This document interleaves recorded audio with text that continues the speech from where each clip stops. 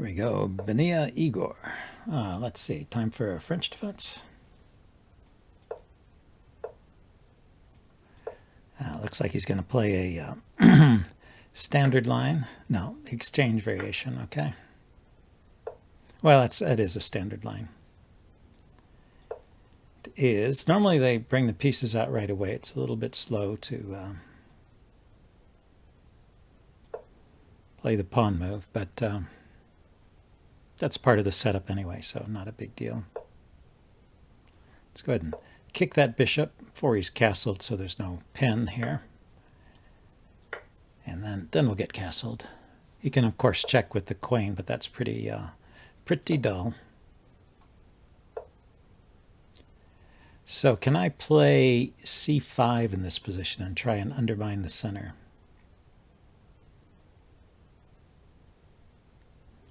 c5 he takes.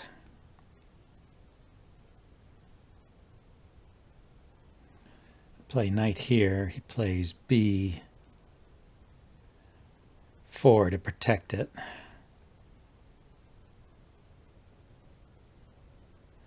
This pawn will be hanging. Maybe it's just too much. Too much to ask for. Here, he pinned my knight. Let's pin his.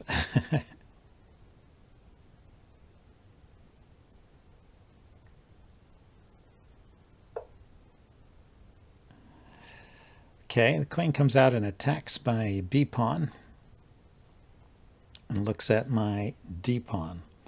Could play b6 here, which is something I was thinking of playing anyway. b6 supports c5.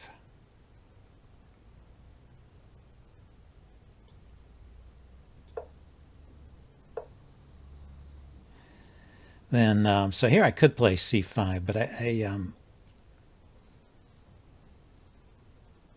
like to do something about this pawn first. But if I bring my knight out, then that pawn is no longer protected. So let's go ahead and play c5 after all. And then maybe I can get my knight to c6. c5 comes with a threat of c4, so there's still a threat of c4.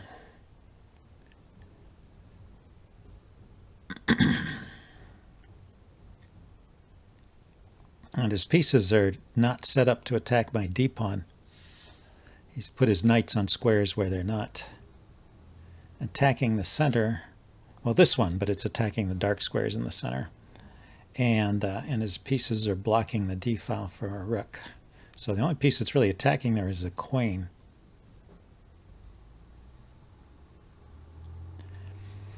So I'm expecting a queen move. He could drop his queen back to c2. Or he could come forward.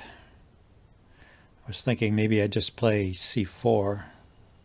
If he drops his queen back, ask that bishop where it's going. It doesn't have a good spot here. I mean, there's a check. I'll just move my king out of the way and should be fine. King, bishop g7 check, king h8. If after queen c2, pawn c4, bishop h7 check, king h8. And then I don't see that he's got anything great to follow up. Yeah, it looks like we're going down that line. The downside of c4 is it gives away the the d4 square, so he'll be able to play knight to d4 at some point.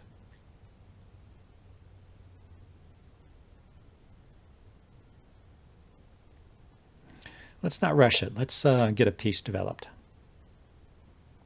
Maybe I want to play d4 instead of c4. Okay, so he is bringing a rook to the center. Let's get my queen off the back rank so I can oppose his rook with a rook.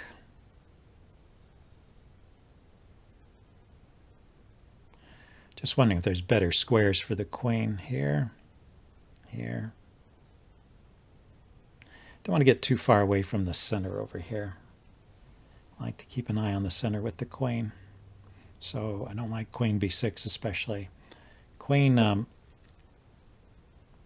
d7 is a little bit in the way of this bishop, but it's also supporting the bishop. But if he kicks it, I guess the bishop comes back to d6, e6. Because bringing the bishop back here and here, it'll just get traded off and I'll lose a pawn. So there is a weakness on f7. After he plays bishop h7 check, king h8, I have to be aware of a weakness. The weakness on f7, something to take into account.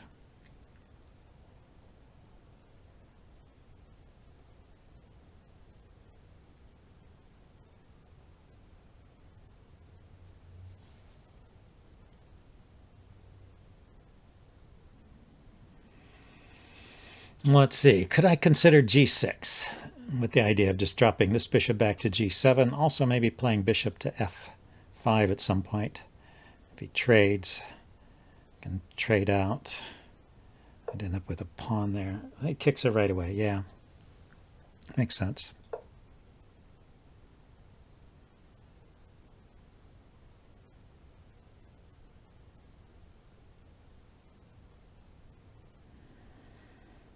Yeah, don't have a great way to get more pressure on the knight. Sometimes, you can sacrifice here and take advantage of a loose knight there, but he's supported it with his other knight, so white has a very solid setup here. I'll probably just centralize my rooks and push on with d4. So he's doing something a little different there. It's a pin, but is it a problem? If the knight comes here, I can take with the bishop. Well, now that the now that the bishop is defending the d-pawn, I can move my queen to the side a little bit. Just wants to take. Okay, so we have two bishops against two knights. Interesting piece configuration. This is supposed to be good for the side with the bishops, but especially if there's an open board like this, but it remains to be played, of course. So I don't want to just trade, but I can threaten that knight.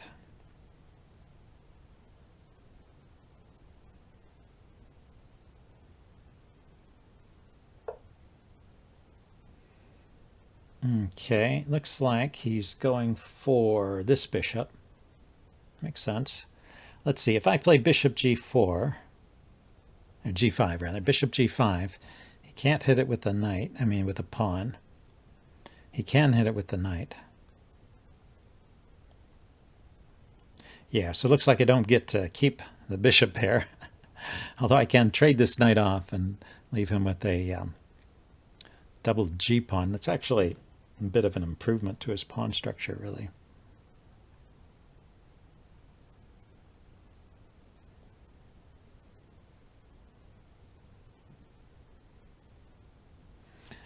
Let's see, do I want to leave the bishop or drop the bishop back and leave the idea of a knight sacrifice here? So I drop back, he takes, I take. Can he quickly get his queen in to take advantage of it? Don't see it.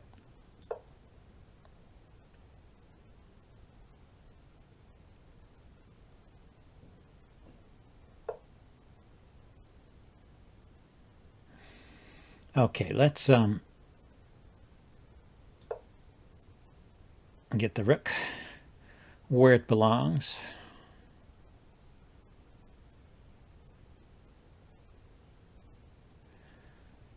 Let's improve the bishop and then play queen to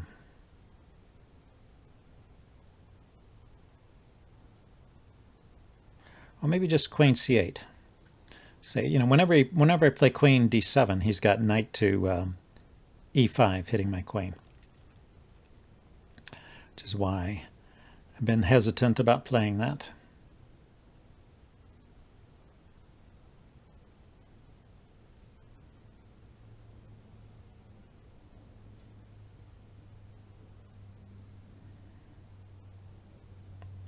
If I bring the other rook to the center and play oh, not anymore. I was going to say there was a problem with playing d4 because he takes, I take back and he takes my queen and a loose queen over there. But his queen is no longer on the c-file. So now rook here makes a lot of sense. But let's consider his idea. He's going to sacrifice here. Seems clear. Should I prevent that? Knight takes, pawn takes, queen takes. I can drop the bishop back here. I can check here.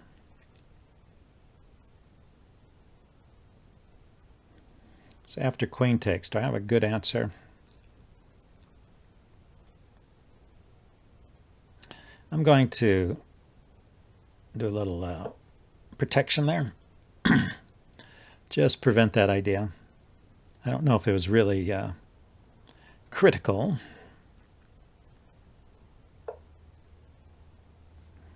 But yeah, now I can play g4 here. Or g6 rather. g6, blocking the diagonal.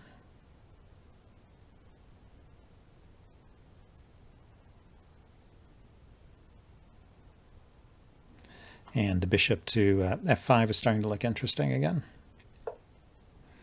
Yeah, so he looks at the g-pawn.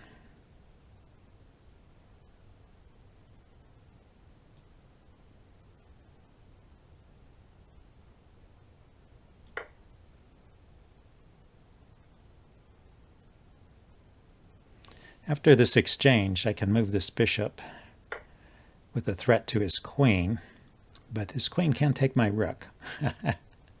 And also the bishop can be taken with check. So it's not all that clear.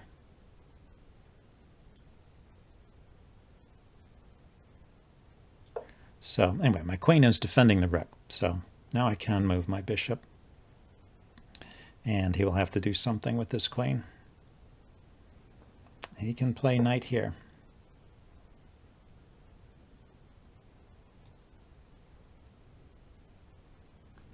Yeah, I think he had a better move.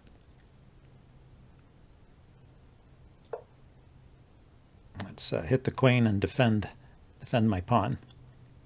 I mean, he saw the loose pawn there and went for it, but I thought the knight move was stronger there.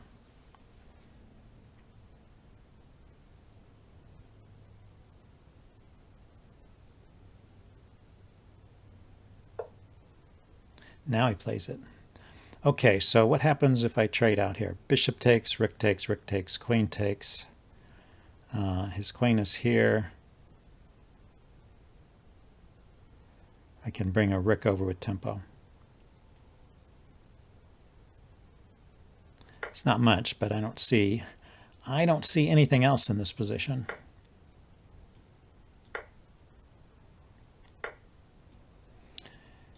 His pawn is hanging, but actually my pawn here is hanging, and it's a more important pawn, I think, at the moment. So anyway, let's get my pieces active. Maybe rook here to rook lift to attack the g-pawn. He can play f3 and weaken his king a bit.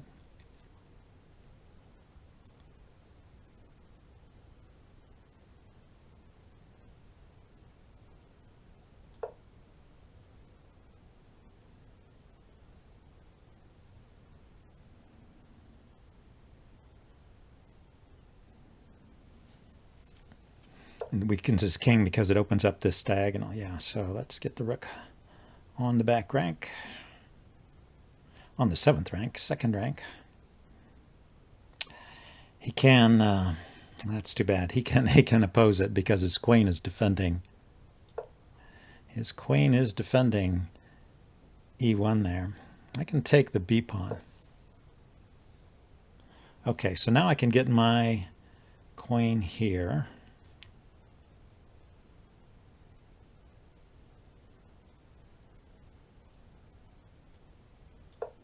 Threaten the check.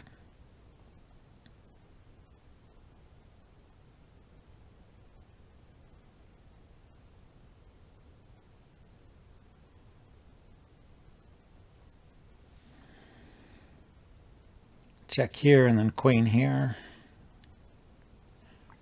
Get something going on with the battery on the 7th rank there.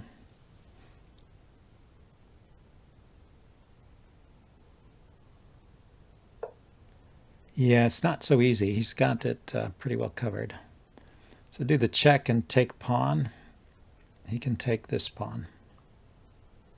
I can take this pawn. I mean, we can go for a pawn hunt here. Well, the check should probably be played.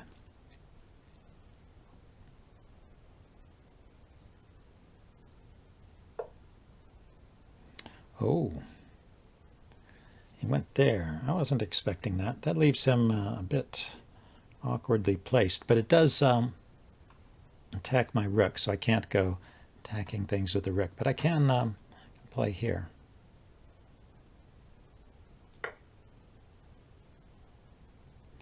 Get that outside passed pawn. There's no passed pawn on the outside yet, but maybe there's potential for one. There's also queen to e2 check. Maybe that'll be useful. So he goes there. Gives up another pawn. But let's do the check first.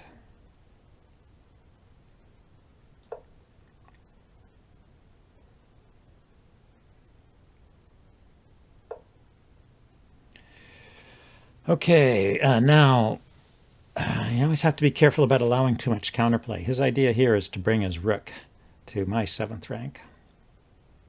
And if I bring my king over to defend, he's got the queen coming here. Well, I can take this pawn. It is guarding the diagonal. And attacking his rook.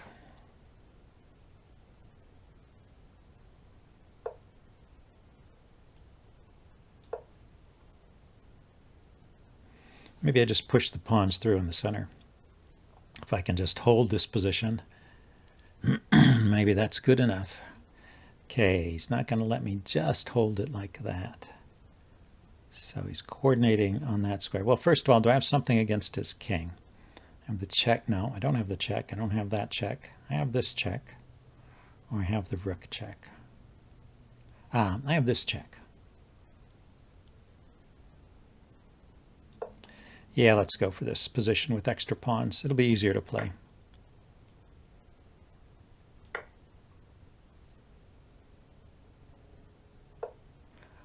Or so I think. Let's see. If I try to grab this pawn first, I go here, he takes here, I take here.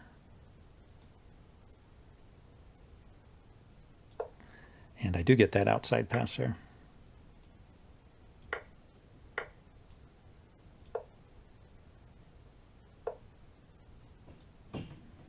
And he gets his rook in front of the pawn. Okay, so I'm going to have to walk my king over to try and push that pawn through. Let's see if I can do it.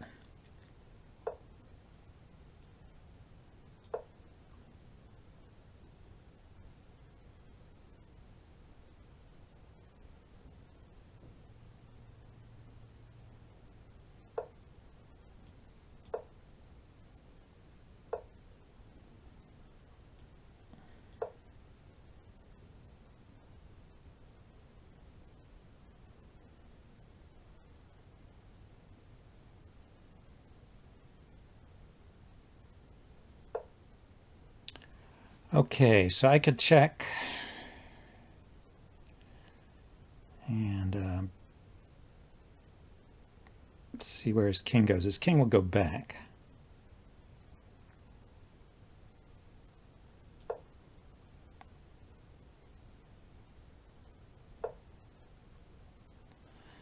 Then I can protect this pawn and bring his rook here. This isn't so simple, is it? Let's see if we can exchange off some of the pawns over here. I want to be left with this pawn and not too many pawns of his.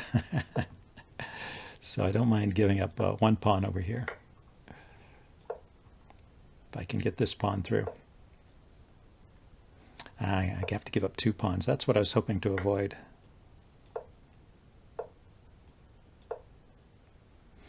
But I get a queen. This is a neat little trick, getting the rook in front of the pawn so we can't attack it. Yeah, I can go forward and attack his pawn now. He cannot get in front of my pawn. This is the most efficient way to do this, I think.